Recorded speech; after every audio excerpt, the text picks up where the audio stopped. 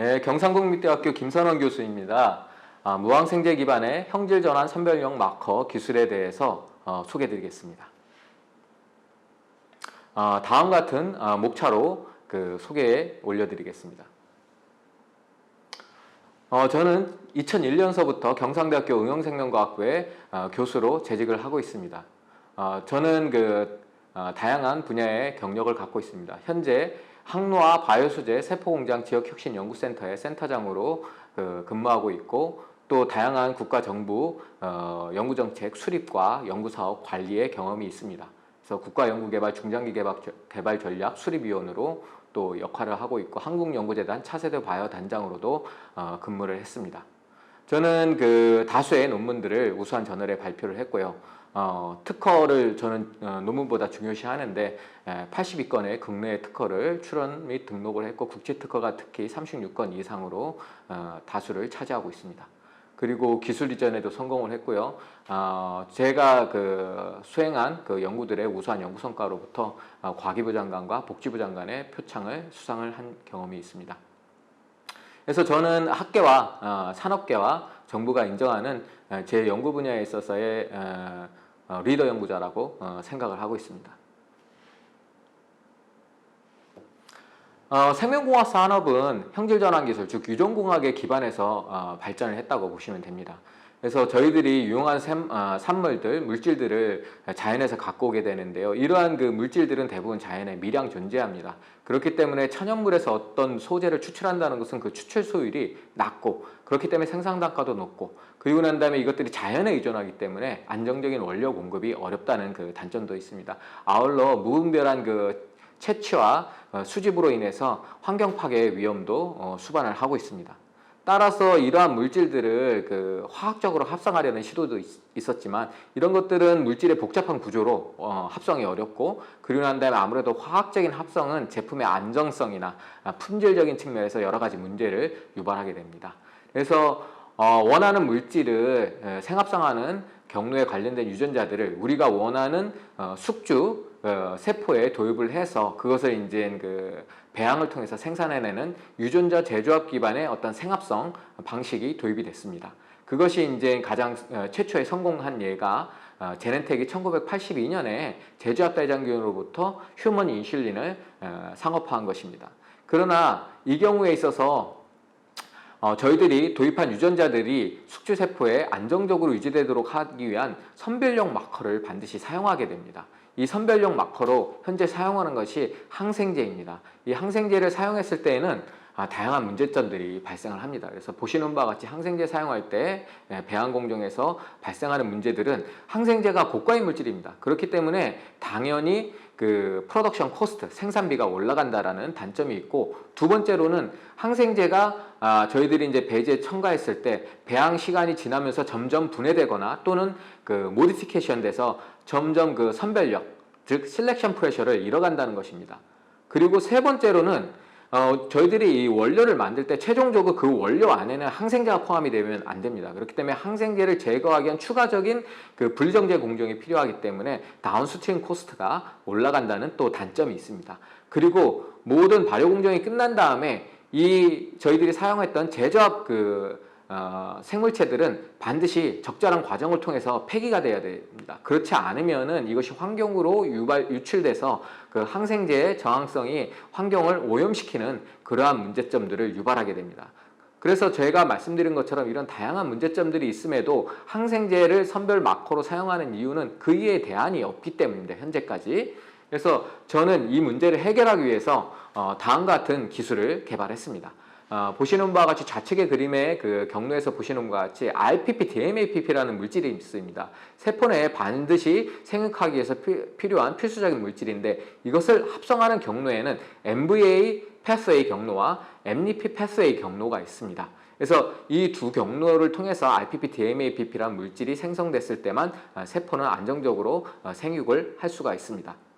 그래서 여러분들이 가장 많이 사용하시는 모델 숙주인 대장균의 경우는 MNP 생합성 경로를 갖고 있습니다.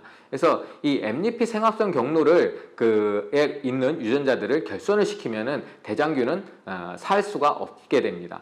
그렇기 때문에 이런 생합성에 관련된 생합성 경로에 관련된 유전자들을 결손하는 것은 불가능합니다. 그러나 저희들이 그 MVA 경로에 있는 메발로네이트 같은 경우에는 저희들이 이제 쉽게 구할 수 있는 물질이고, 이 물질을 배지에 첨가해 주게 되면은 맥 경로가 망가진 결손된 대장균도 생육이 가능합니다. 그래서 우측 상단에 보시는 그림에 보면은 저희들이 이제 대장균에 미리 MVA 하부 경로를 도입을 해 놓습니다. 그러면은 이 대장균은 저희들이 메발로네이트를 넣었을 경우에는 맥 경로가 망가져도 살 수 있게 되는 것입니다. 그래서 맥 경로에 있는 지금 6개의 유전자가 있는데, 이 유전자들이 각각 필수적인 유전자들인데 이것을 저희들이 선별용 마커로 사용할 수가 있게 됩니다. 그래서 우측 하단에 보시면은 첫 번째 그 플라스미드 그림이 있는데, DXR이라는 맥 경로의 두 번째 유전자를 저희가 선별용 마커로 사용하는 것입니다. 그래서 저희들이 지금 이 DXR이 그 선별용 마커로 작용하기 때문에 이 플라스미드가 빠져버리면은 맥 경로를 갖고 있는 대장균은 크로모점에 그 DXR 유전자가 없기 때문에 플라스미드가 빠져버림과 동시에 이 대장균은, 제조합 대장균은 살 수가 없게 되는 것입니다. 그렇기 때문에 항생제 마커 대신에 저희들이 DXR이라는 유전자를 선별용 마커로 사용할 수가 있고, 이것은 맥 경로에 관련된 지금 보시는 바와 같이 DXX, DXR에서부터 ISPH, IDI까지 이 유전자들 다 선별용 마커로 저희들이 사용할 수 있다는 것입니다.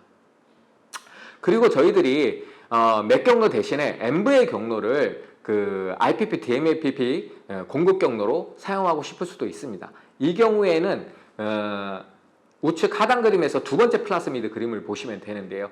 이 경우에 선별용 마커로 MVA 탑 경로를 넣어주는 것입니다. 그래서 MVA 탑 경로는 그 좌측 패스웨이 그림에서 메발로네이트의 위쪽 부분을 저희들이 탑이라고 하고 밑에 부분을 바름이라고 합니다. 그래서 저희들이 이제 미리 그 MVA 바름 경로는 크로모점에 삽입을 했기 때문에 MVA 탑 경로만 플라스미드에 넣어주게 되면은 이것은 전체적인 MVA 경로가 완성되고 MVA 경로를 통해서 IPP, DMAPP를 생성을 할 수가 있습니다. 그래서 MVA 탑을 저희들이 선별용 마커로 사용할 수도 있고, 그리고 난 다음에 다시 우측 하단 그림에 있는 세 번째 플라스미드를 보시면은 저희가 DXR과 MVA 탑을 모두 플라스미드에 도입을 할 수가 있게 됩니다. 이 경우에는 저희들 제조합 생물체는 맥 경로와 MVA 경로를 모두 활용할 수 있는 그러한 제조합 생물체가 되고, 이 경우에 더 많은 IPP, DMAPP를 생성할 수 있게 됩니다. 그래서 이것이 선별용 마커로 사용할 수 있을 뿐만 아니라 IPP, DMAPP를 빌딩 블록으로 하는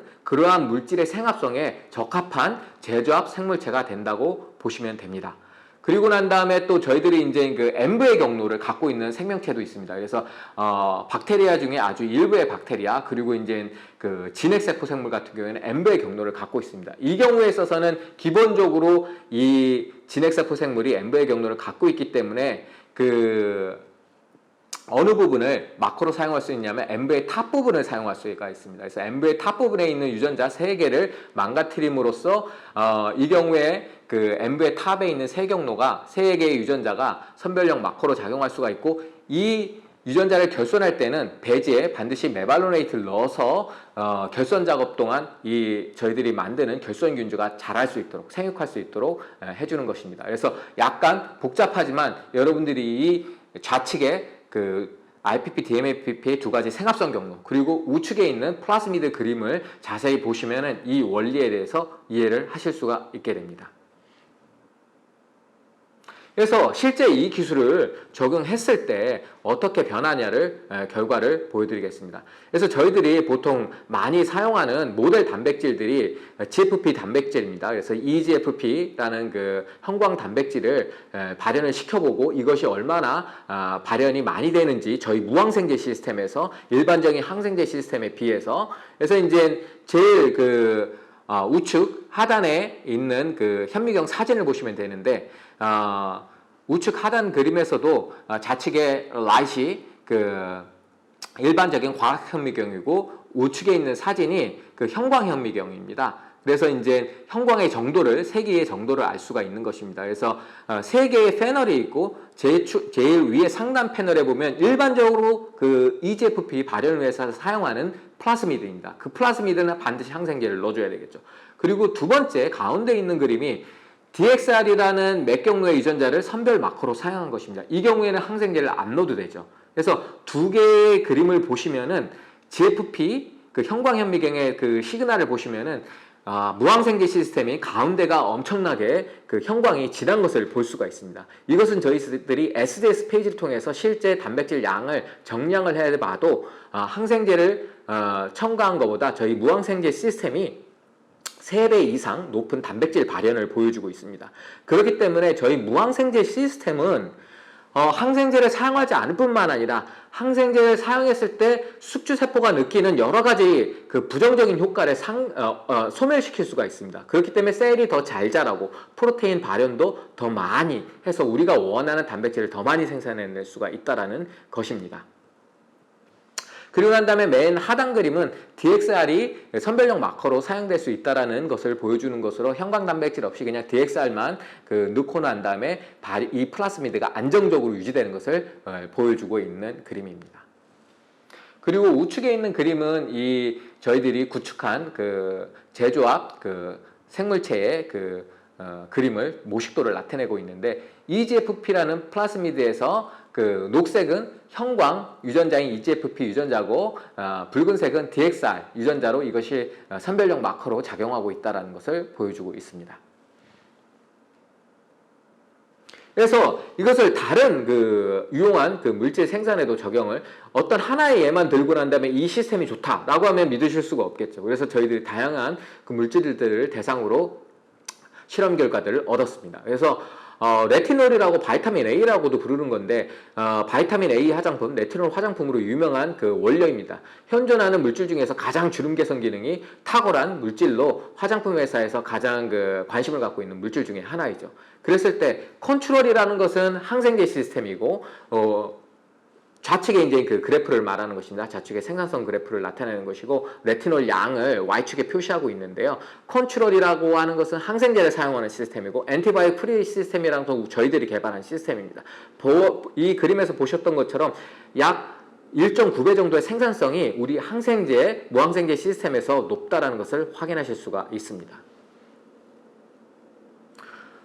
또 다른 예입니다. 파이토엔이라는 기능성 물질입니다. 이것은 UVA B라는 자외선 차단 효과가 굉장히 높은 물질로 역시 선스크린, 우리가 선블락 크림이라고 하는 거기에 사용될 수 있는 중요한 고가의 기능성 소재입니다. 이것의 생산성도 보시는 바와 같이 좌측에 그래프를 보시면은 컨트롤, 항생제를 사용하는 시스템이고 우측 패널에 보시면 우리의 무항생제 시스템입니다. 이 경우에 보시면 파이토엔의 생산성이 우리 무항생제 시스템에서 기존의 항생제 시스템보다 4.2배 향상되는 것을 볼 수가 있습니다. 그렇기 때문에 항생제를 사용하지 않음으로써 항생제를 사용했을 때 앞에 서론에서 말씀드렸던 것처럼 발생하는 다양한 문제점들을 해결할 수 있을 뿐만 아니라 더 부가적으로 생산성까지 높아진다는 것을 알 수가 있습니다.